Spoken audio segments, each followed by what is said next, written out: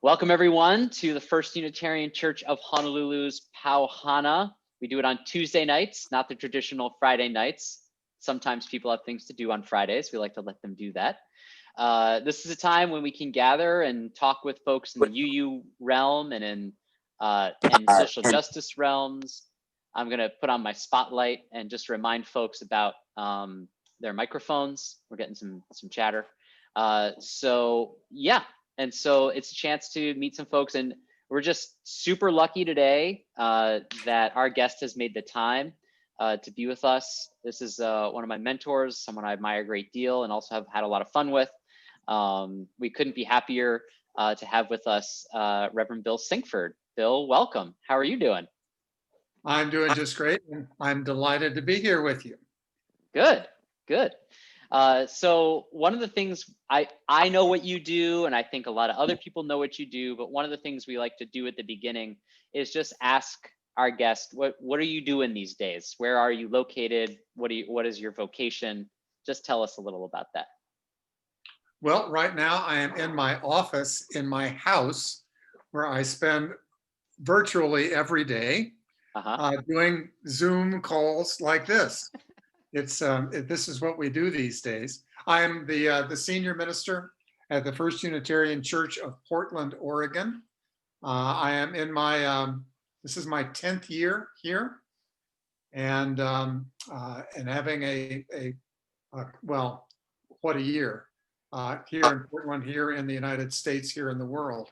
It's been really quite extraordinary. But that's where I am, and it's what I do, and I envy folks who live in Hawaii. That's the other thing that I do. So it's a fair trade. Yeah, we understand. Portland's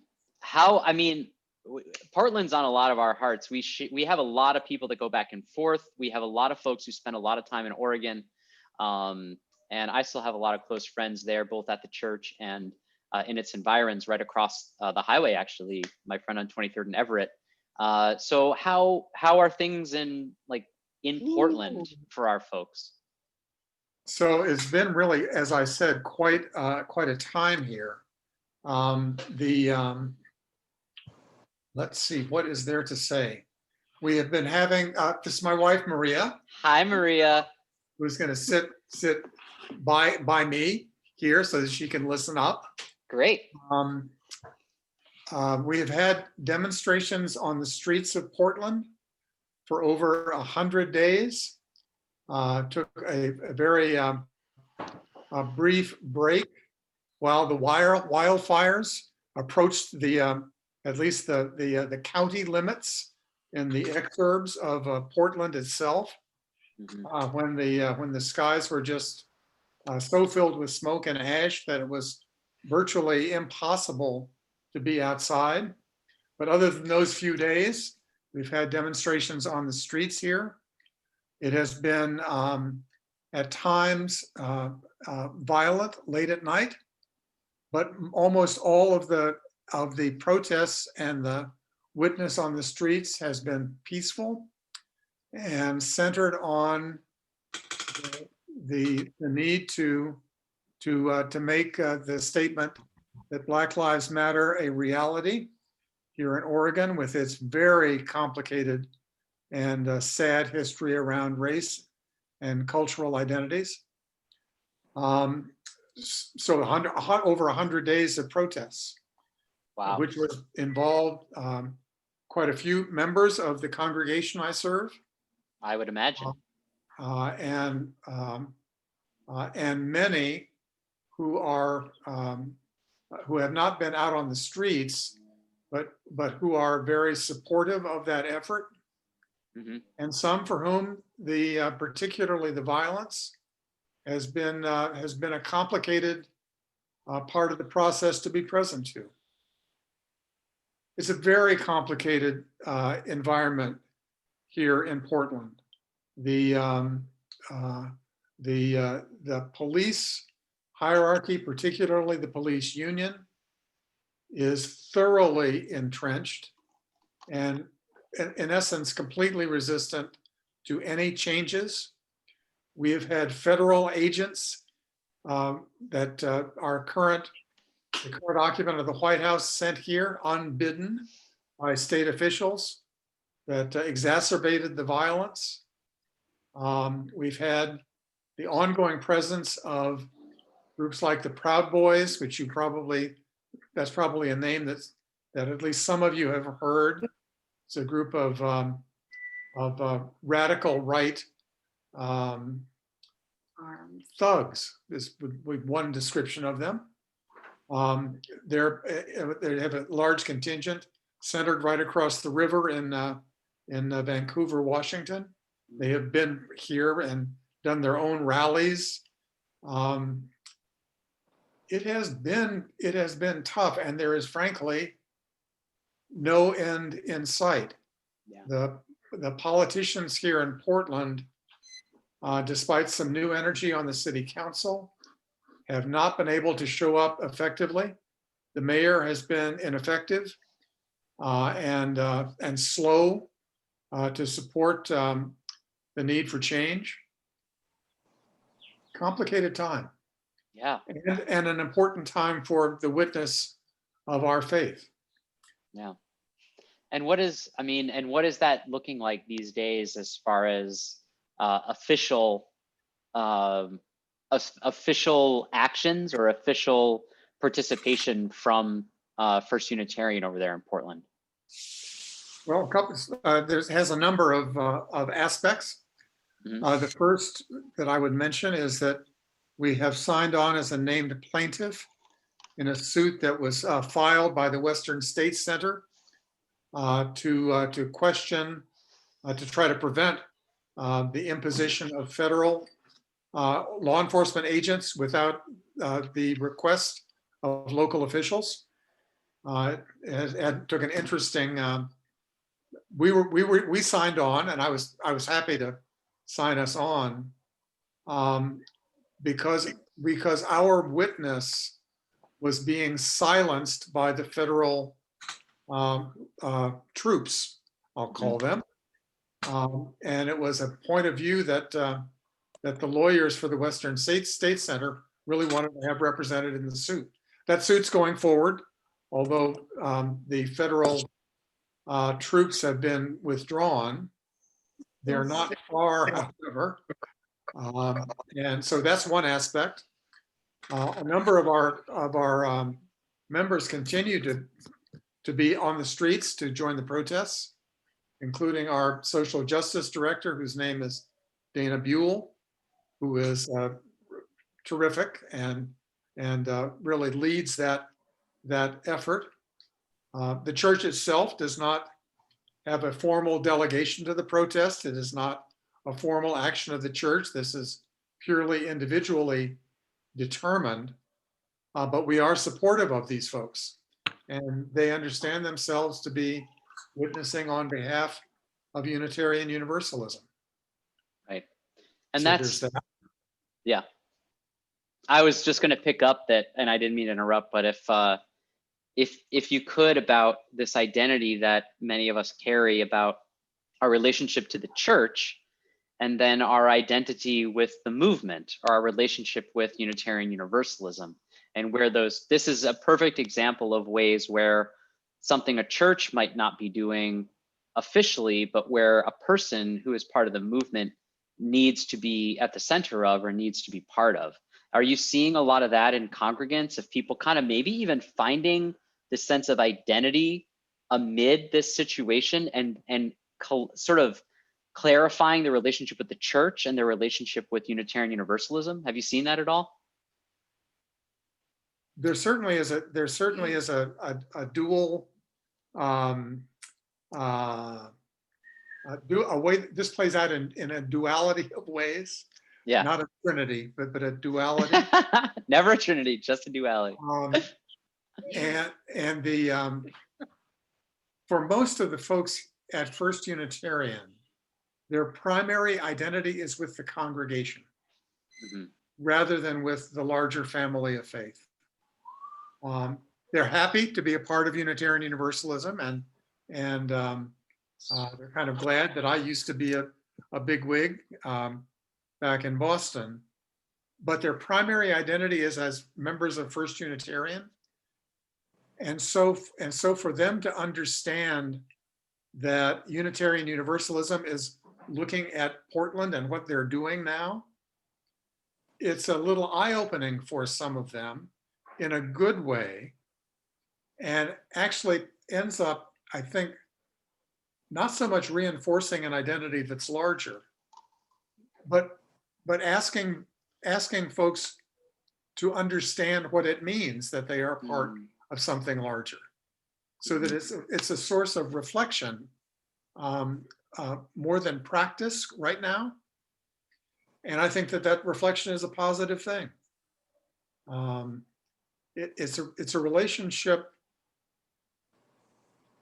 not only to the current practice of Unitarian Universalism, they know that from the church, but to the aspiration and the hope that Unitarian Universalism represents, not just here in Portland, but in the wider world.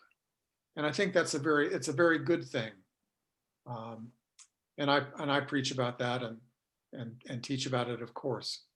Yeah. But it's the doing and the living through times like these, which can feel like end times, without a doubt. That kind of your faith is tested in the fire. That's such a beautiful way of thinking about it, I think, because someone had brought up, and I also remember a discussion years ago you had about wanting to bring a reverence back into our faith. Do you feel that in times like these, when we are stretched and pulled and in pain and maybe in torment of end times, do you feel a sense of the reverence coming back? I've felt it in my own preaching in the last few months, like a feeling coming back of wanting to move toward, love and these great things, these wider, deeper ideas in response to what's happening, not to get into the nitty-gritty as much. Do you think reverence is coming up for you more now? Let's see. Well, TJ, you know that I'm a love preacher. That's my message of hope. Yeah. That to believe in the power of love is not an idle dream. So that's what I preach. What I'm experiencing is a need, as people have been forced. Most of the folks in the congregation are have homes. They're not homeless, houseless, and they have been able to, and they're reasonably well set financially, even in these times. And so for them, the experience of the past 7 months has been to be forced into their homes and into a more private space and a more reflective space. So there is more of a hunger that comes not just from the chaos on the streets and in our national politics, but that comes from the forced disconnection from the habits that people have relied on for years and years and years. And so people get forced back and begin to question and to look for those places that really offer a ground on which to move forward. I'm going to say a ground to stand. I'm working hard on my ableist language. Me too. Yeah. But people get forced back, so that they look for those places that actually feel firm underfoot, if I can continue the ableist metaphor just a little bit. Yeah. And those places for many folks are places of prayer and meditation, even if it's a kind of a walking meditation in nature, prayer and meditation of kind of deep check-in, even if it's on Zoom and even if it's in a rectangular screen. Yeah. And people realize what they miss most: music is high up, be able to sing together. Yeah. That's high on the list of things that people yearn to be able to do again.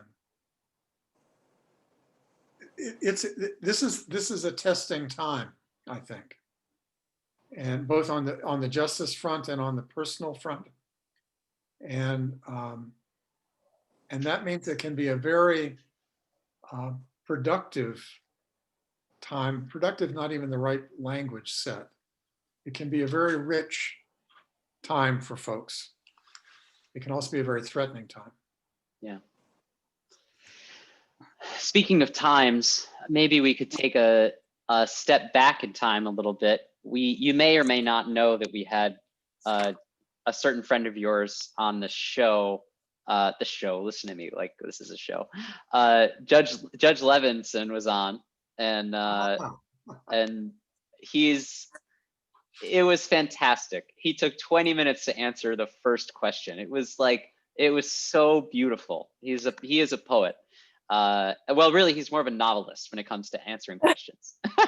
Long novels. Yes, an essayist, let's say. But it did raise a question for some of us about what was the youth. You're a UU from way back, and I mean, we've witnessed kind of how a lot of the youth did a walkout, more or less a pre-walkout of General Assembly this year, the youth leaders. You may not know, but the senior youth leader of color is a member of our church. So Imiloa was part of that process. She was copying me on a lot of the back and forth. And man, if she ever goes to law school, I do not ever want to be on the other side of the aisle from her. But anyway, there's a youth movement now that's really exciting. And I mean, partly it's reacting, but the way communication has changed and how they're in touch and the way they're communicating.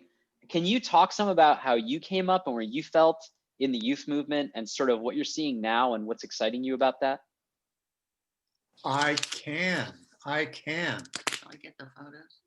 So, Maria, are you going to get photos? Don't please get. Please get. Please. That's in high school. So first, if you didn't explain all of this, Steve Levinson and I were best friends in high school and debate partners, among other things. And so we spent a lot of time together.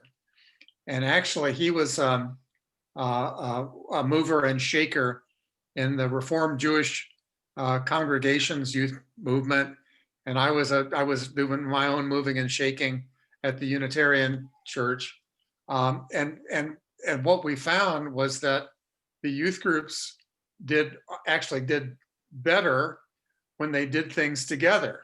Mm-hmm. So Steve came to the LRY. That was what it was called back then, Liberal Religious Youth. Amen. I see. There you go. Steve came to the LRY conferences. He found love at one of them, and I would go to the Reformed Jewish, Sukkah festivals and so on. And so it was very much an interfaith, limited at that time, but an interfaith experience for a lot of the upper middle class and upper middle class wannabe kids like me. So I found Unitarian Universalism thanks to my mother, who decided when I was about 14 that I needed a church, and she told me that I did, and so she dragged me, almost literally kicking and screaming, into First Unitarian Church in Cincinnati, Ohio, and there I found a religious home that I didn't think I needed, mm-hmm. But discovered that I wanted very badly. When we walked in, we were greeted by the religious educator, who was an African-American woman named Pauline Warfield Lewis. She was one of the first, she was, I think, the first religious educator of color in Laredo, now the the Liberal Religious Educators Association. I found her picture in the Loretta history. I was just so pleased to Wow. see it. Anyway, she brought my mother and me in and made sure that I got up to the youth room, and was welcomed, and made sure my mother was welcomed as well. The congregation, Cincinnati is a border town right on the border with Kentucky, and that congregation had been very active in the civil rights struggle in Cincinnati. And as a result, I never counted. I don't think anybody would have allowed it back then.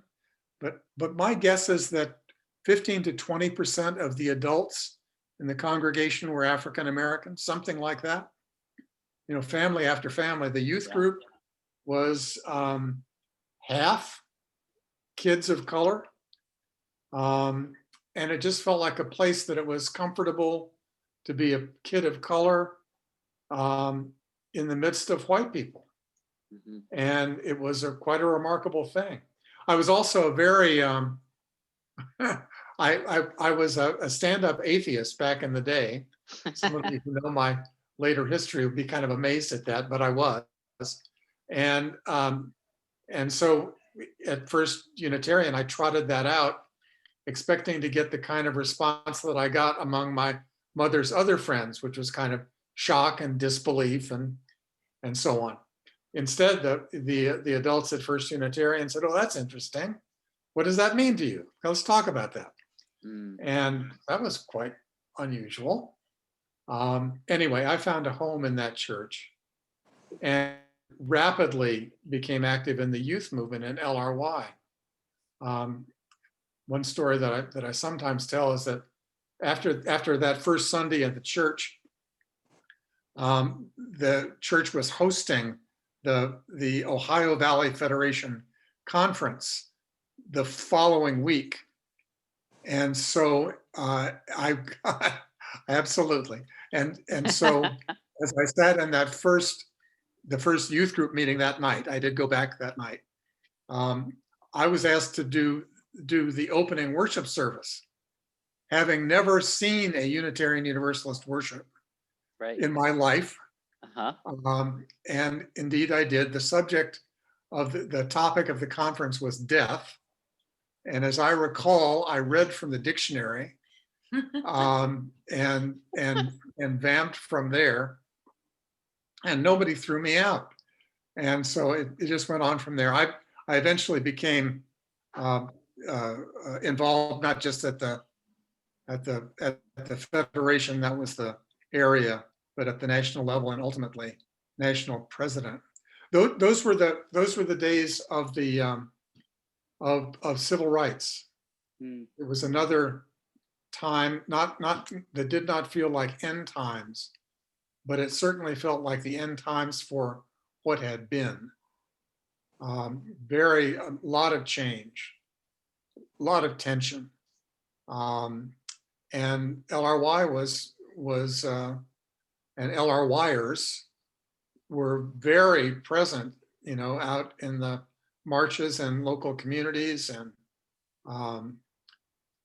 pushing the national adult organization to live up to its values. It's not a different conversation than that the young people are having today, actually, truth be told. Preach. Right. And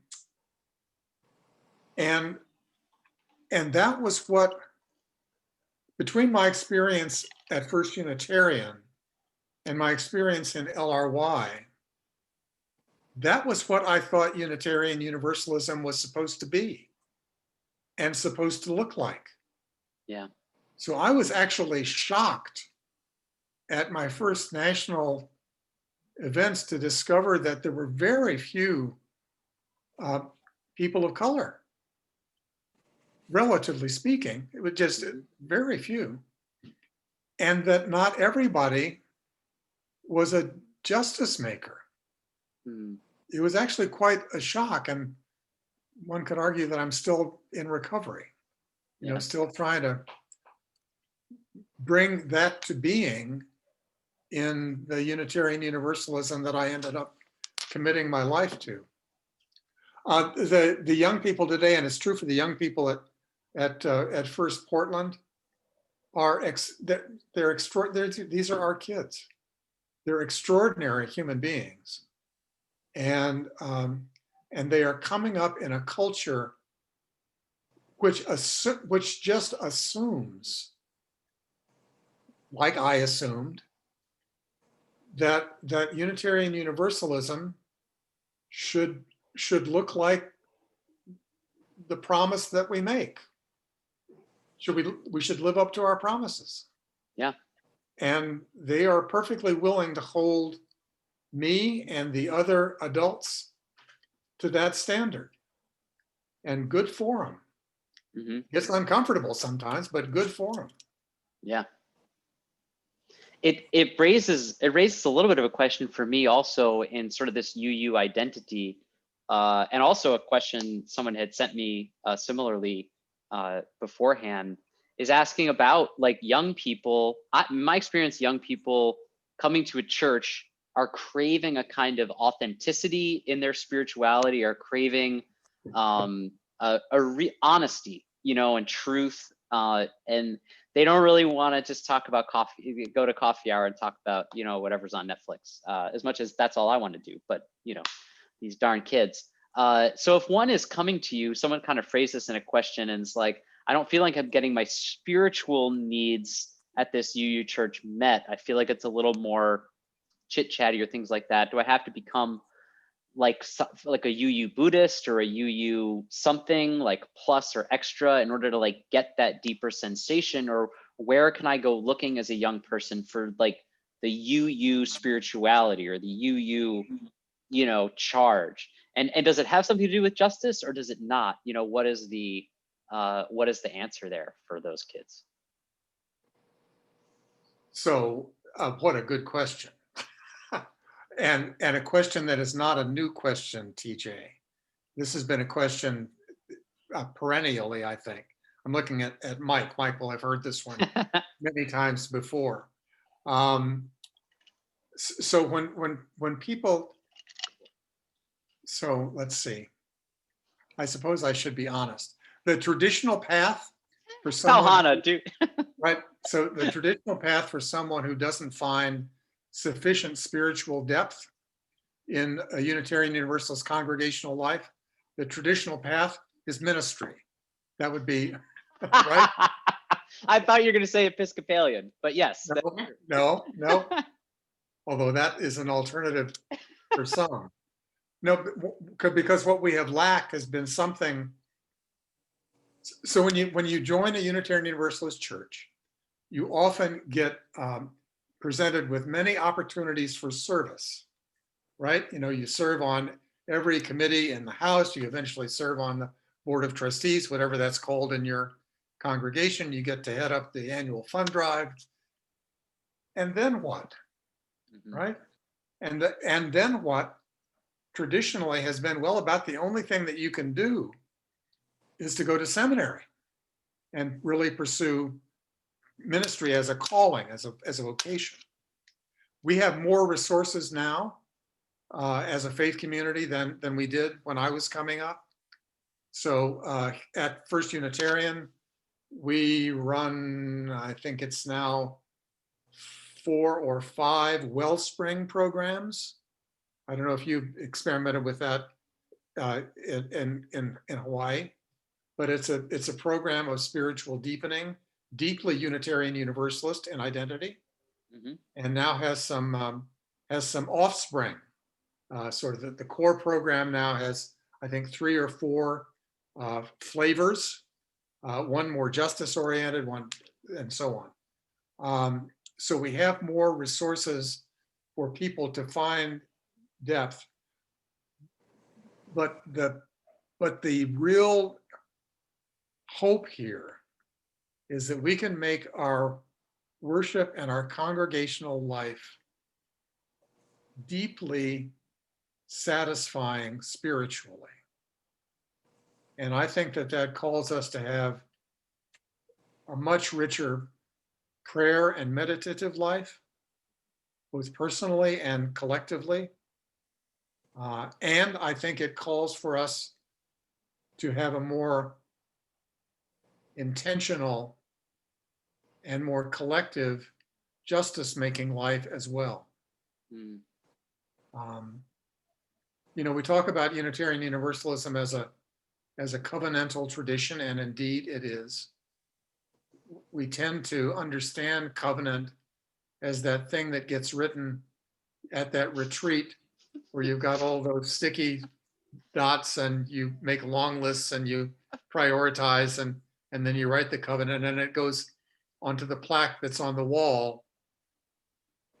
Actually, the theology of covenant is not about those statements. And the covenant precedes the statements. Yeah. Covenant is the practice of how we are together and how we manage to be together even when we disappoint one another. And that's where the depth can come out of our own covenantal tradition. And for some, there are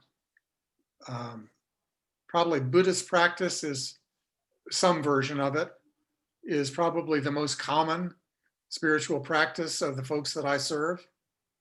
But there's also, many prayer practices and Tai Chi and, a whole variety of practices that can also help. But what the community can do is what only community can do, which is to be collective and to search for collective meaning and collective accountability. And this goes right into one of those, you might even know where this is going when I start thinking about collective and this sense of belief and even deepening of the spirituality, is that we are sharing. Some churches are sharing God, other faiths are sharing Jesus, are sharing other kinds of ideas, and there's a unifying single kind of purpose. And so someone will ask then, well, what are Unitarian Universalists sharing? And is the answer, community? Is it justice? Or is there even just one answer? What is it that we're sharing that unifies us in that way? Well, it certainly is not going to be one particular theological point of view, right? Because we don't have that. I talk about the big tent that we pitch theologically. Now, that's hard to imagine as a unifier, but it's a holding environment, which out in the interfaith world is not a bad thing to have as a contribution. An environment which can welcome the wisdom and the language sets and the practices of the variety of traditions, Episcopalianism included, but also Islam and Judaism and the many non-Judeo-Christian traditions, many of them predating the Christian version of Judeo-Christianity, that are actually probably the second most resonant body of traditions in the congregation that I serve. The pagan or the earth-centered traditions are very important and give access to a broader and deeper, more readily earth-centered consciousness for many people.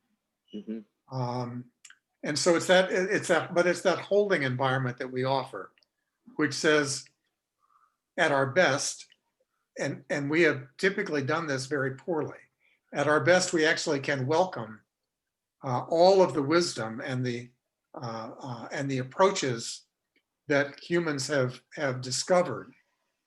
We've had this little problem with Christianity, many Unitarian Universalists, and that's been one of the reasons that too many of our congregations have actually withdrawn from the ecumenical and the interfaith world. We've become far too insular. for no good reason, actually, because both the Unitarian and the Universalist traditions were absolutely rooted in the Christian tradition. So we should be able to find some way to be present to the other offsprings of that tradition. Yeah. Here in the valley, in the Nuuanu Valley, we're going on 59 years of a Nuuanu interfaith Thanksgiving celebration. And it's a delight. It's a delight to be together with folks who would never allow me to be their minister, would never allow me to get married in their church, would maybe not even invite me over to dinner. But somehow we're able to put this service together and laugh and have fun and serve a valley of people, you know, and not to mention raise some money for some really great causes, and we all look forward to it. I don't know. I'm not saying, but I'm with you that there are ways that interfaith work works and there are ways that it doesn't. But when it does work, it's worth hanging on to, I think. So, yeah. I'm quite active with a group of Black, Indigenous, and person of color clergy here in Portland. Now, this kind of tie back to the protests. We're working hard to try to imagine how to be helpful and to try to provide some space grounded religiously through which some of the divisions in the society might start to get to know one another well enough Sure. to actually move forward together. These skills are radically underdeveloped among us, and we need to be willing to put ourselves out and try, even if we fail. We need to be willing to try. Yeah, it raises a question actually also that someone had put in about divisiveness and whether we are moving toward, even in Unitarian Universalism, a way of thinking of theologies that seem somehow to be grounded in individualism or even identity or personality, or and that they can be at odds with each other. There's a certain amount of sort of personalized theologies coming out that are very contextualized, whether that's where someone's context, it comes out of our own lived experience as a source. But I think sometimes we're also looking at what guards us against the idolatry, of the mind, also like where that balance of, yes, this is my experience, but like, are we following it to an extent that we're going to be so divided? Even at the most recent, not this most recent, but the other GA, the whole Gadfly Papers pieces, and that's not maybe a great example, but that I feel like there's a little bit of a divisiveness happening even in Unitarian Universalism that's seeping in. So I think that there's there are many things to say about the larger family of faith. One is that Unitarian Universalism is and has been trying to grow up for quite a long time. And you need to remember that we're actually a relatively young faith, at least as a merged movement. We're consolidated movements. So we're still doing blended family, actually, at the meta level. Mm-hmm. We don't have it figured out. One of the most challenging parts of that has been for the wide and open embrace of Universalist theology, to try to encounter the privilege and the individualism that Unitarianism has at its heart. And we haven't found a way to do that with grace. It's, which is ironic. I don't mean to, because the utter act of selflessness, of self-destruction at the core of universalist theology, of Jesus's giving of self, of dying to oneself, is the antidote to selfishness and self-centeredness that might be more present in a Unitarian way of thinking about the Christ event. You can correct me if I'm wrong, Professor, but but well, let's just say that that you have tapped into certain Episcopal understanding. No, I mean, see, you're dealing with the reality of the theology, and that, yeah. and what you're saying is absolutely true. It's when you get it down to the practice, yep, that it gets a little murkier, and I think that's where the concepts of, and not just the concepts, the practice of accountabilities need to take place. So, for example, the Gadfly papers, I know the author and whatnot, but he did not approach that in anything like an accountable way. Yeah. His congregation didn't know what they were giving away free. Yeah. He had not spoken with any Unitarian Universalists of color, at least as far as I know, and I'm not that hard to find. I mean, he could have, been in conversation with me. So there was a lack of accountability on his part, and it's the sustaining of those accountability relationships, like the one that I have with the youth of the congregation, or that you have with your youth.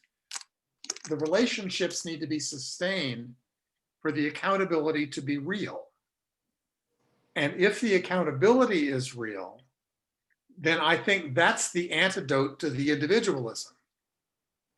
Because accountability means that you feel like there are some folks that you need to talk with. Mm-hmm. It's not just about you. Yeah. And we don't actually have a great way to even talk about this yet. We're still kind of fumbling our way toward this. The word accountability, it gets overused just terribly. Mm-hmm. But it's in that area that's where our religious work is, I think. I sometimes imagine we really should be waiting until our centennial, of our coming together, in 2061, until we start actually being too hard on ourselves as a movement, as far as coming together with stuff. Some of our brothers and sisters have been around for 50 times, more, than that. So anyway, that's just my 2 cents, is I feel like we should give ourselves until 2061 to start worrying too much about getting the next theological movement there. But that's just me. Well, what do you think? What do you think? I think the centennial will be an opportunity to take another look. The story that got called up as you were talking, I was doing back in the day when I was at the UUA, I was doing a presentation with the then president of the United Church of Christ, and at Andover Newton, at one of the theological schools in the Boston area, now located at Yale. I was about to say they're somewhere else now. We know a bargain when we can get one over at Yale. And our conversation was going to be public, and it had gotten quite a lot of interest in both Unitarian Universalism and in the United Church of Christ. And the reason that it got so much traction was that people from both confessions were afraid that we were going to announce that we were going to be rejoining, coming back together as a congregational church. So there's ample opportunity for further movement. Yes, that's wonderful. I mean, we really would happily, I think a lot of people on this call would be happy to stay on theology the rest of this talk. And so I do have one question. I have had some very clear descriptions of what and I've preached about what liberation theology is. And I think that, you know, with the passing of Dr. Cohn 2 years ago and some other, you know, pieces like that that have come around in this time, people are starting to look more again, kind of a revitalization of Cohn's message and other liberation theologies that are different than liberatory theologies. And I think I have heard some transposition of those things, and I've tried to make it understand that liberation theology is capital L, capital T. That is a branch of theology. Liberative or liberatory theologies, lowercase l, lowercase t. But throughout the circle of care piece, there's lots of discussion about liberating or liberatory theologies. I guess one question someone had in the chat to me is do UU theologies, are we coexisting with liberation theology well, or are we moving more toward other kinds or additional liberatory theologies? All right, so there's a lot in what you just laid out on the table, TJ. So 2 minutes, go Bill. No. So for most folks who identify as Unitarian Universalists, the language that has been most comfortable in describing our place in the theological universe has been liberal, right? And the language of liberal is being challenged these days and is being questioned in terms of whether the liberal approach to religion and the liberal approach to politics, and they get conflated quite easily, has actually simply been a mask to obscure the privilege of certain groups and of certain ideas, and to maintain that privilege. And so there has been much more interest on the cutting edge in theologies which can be described as liberationist. To coin yet another word. You knew one. Yeah. New one, which will try to liberate us from the oppression of a whole variety of things, but among those things are the theologies which have kept that system of privileges in place. And that's what I understand to be the heart of the renewed interest in liberation and liberation theologies. And it's frankly something that I support, although I've refrained from moving into the language business there, since it looks like there are plenty of people who are paying attention to that. I have been more focused on trying to deconstruct some of the privilege patterns and privilege sets within our practices, so that there's more of an openness. This is where the renewed interest in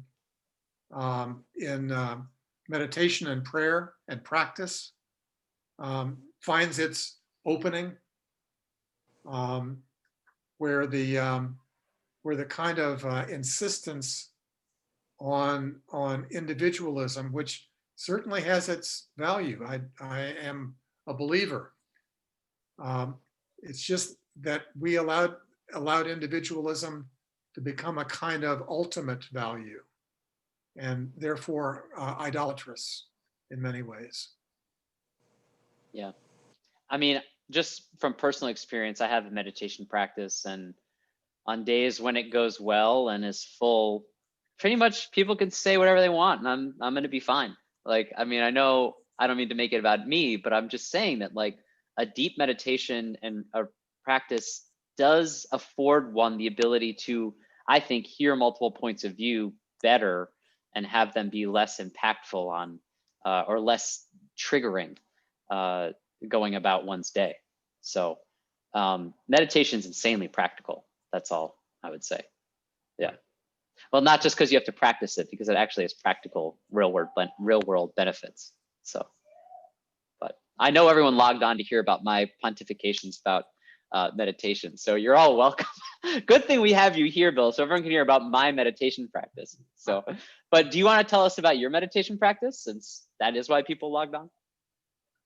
My practice is prayer, and occasionally it's petitionary prayer. But the way it functions for me is that it's a space. I'm an early riser, and I take my time in the morning, and I have time with myself when I try to ask the very best questions, most honest questions I can, and then allow time for answers to emerge. And I'm not actually concerned at all about where they emerge from, whether that's from something outside of me or whether it's from my most authentic heart and self. It actually is a little, but what I find is that those answers tend to be the most, those are the answers that I can rely on. Those are the answers that allow me to get through my day, TJ. Yeah. And I was asked at some point how to describe myself theologically, and fuzzy theist was the best language set that I could come up with. I just don't invest much time in trying to pin things down in that realm. I'm content to let them be. Yeah. Yeah, that kind of brings up a question for me of, I like it when another minister is saying, yeah, I don't spend a lot of time trying to nail that one down. It doesn't, because I think what some people don't realize maybe is that, like, ministers are asking questions a lot more than we're necessarily trying to answer them.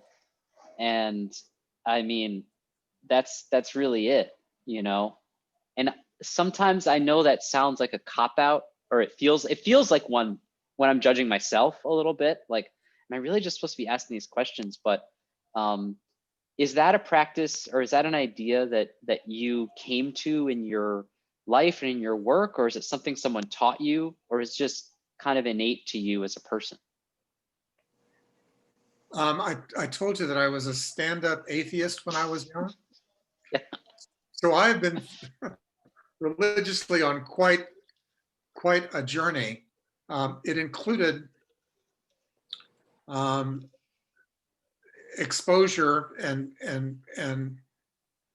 being mentored by some wonderful individuals. Among them, a minister named J. Alfred Smith at the Allen Avenue Baptist Church in Oakland, California. He taught at the Baptist Seminary at the Graduate Theological Union, where Starr King School for the Ministry is. And I ended up spending a lot of time up at the Baptist School, because that was about the only place where there were any other people of color on it was called Holy Hill. There were 9 seminaries there. But the Baptist School was about the only place where there were any people of color. So I spent a fair amount of time up there. And J. Alfred insisted that that his students preach for him and pray for him. And so he demanded, he said, you don't have to pray the way I do, but you have to pray. You have to pray. You have to be able to pray when asked.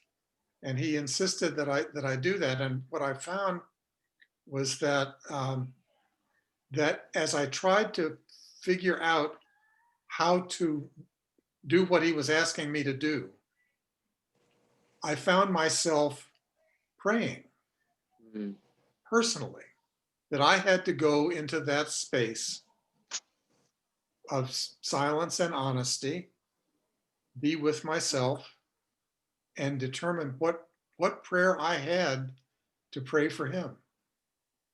And so that's where it began. And I've had the privilege of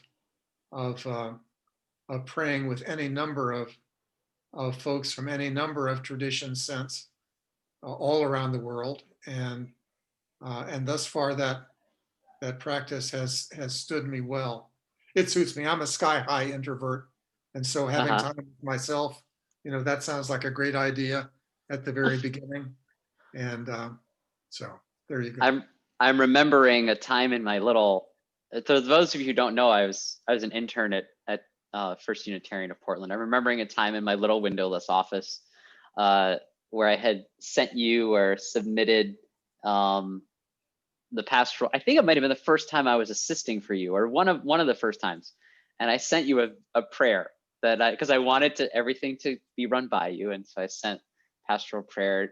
I think you kind of walked down the hall holding it or something and just said, TJ, say what you mean and say, what does it say? Say what you mean. I forget exactly how you put it. What was it? And say what you mean and mean what you say. Yeah. Yeah. And I revised the whole thing. So it was a total mess when I started Reddit. It was all this heady kind of stuff. And then I came up with something that you really liked. I mean, or at least you said you did, probably just to protect my ego. But but yeah, I mean, it was a powerful moment for me. So yeah. In case you don't know, TJ was one of the really the best interns that I've had the privilege of working with. What a pleasure. Yeah. I thought it was a big year. And not just because you thought I was wise. That was a heck of a year. For those of you who don't know, I don't mind. I was the intern the year that Bill had to return to the Unitarian Universalist Association as co-president. And we had lost our social justice minister earlier that year. So we went from 4 ministers, and Bill was still preaching once a month, coming back and forth or more. It was a heck of a year. We just went through it together, Bill. So yeah. Indeed, we did. Yeah. Yeah, I want to honor the time that we've had. There's so much more I feel like I'd love to go into, and maybe I was kind of joking that maybe we'll get you and Stephen on here together one day, and we'll do I would do that. That would be a hoot, actually. Then I'm sure we will make it happen in that case. Maybe we can do we'll do part 2 of Stephen and Bill together. Maria, I hope you'll come to that one too. Thank you. Yes, since I know you're part of the partnership in crime over there in Cincinnati. So, and for any questions I didn't get to, I apologize. There's just the flow to these things, and that's just kind of how we go. So, Bill, thank you so much for your time. I love you so much, and I'm so glad you were able to be with us. What a pleasure. Yeah. Many blessings, folks. Thank you, Bill. All right, I'm going to end the recording.